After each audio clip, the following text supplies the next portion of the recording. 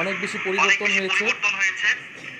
এই হত্যাকাণ্ড, এই শাহাদাত বরণের মধ্যে দিয়ে আমরা বুঝতে পারছি যে বাংলাদেশে যে আধিপত্যবাদী আগ্রাসনী শক্তি তারা এখনো কার্যকর রয়েছে।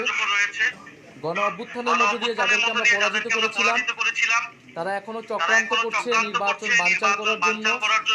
তারা চক্রান্ত করছে এই যে সংস্কার এবং নতুন বাংলাদেশের অগ্রযাত্রা সেটাকে ব্যাহত করার জন্য, এবং তারা চক্রান্ত করছে এই জুলাই প্রজন্মকে নিঃশেষ করে দেওয়ার জন্য।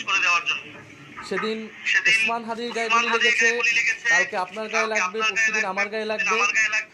কারণ প্রথম এবং প্রধান টার্গেট করা হচ্ছে এই জুলাই গণ অভ্যুত্থানে যারা অংশগ্রহণ করেছে সারা দেশের তরুণরা, নাগরিকরা, শহীদ পরিবার, যারা আহত যোদ্ধা রয়েছে। ফলে এই পরিবর্তিত প্রেক্ষাপটে আমাদের কাছে মনে হয়েছে আমরা দলীয়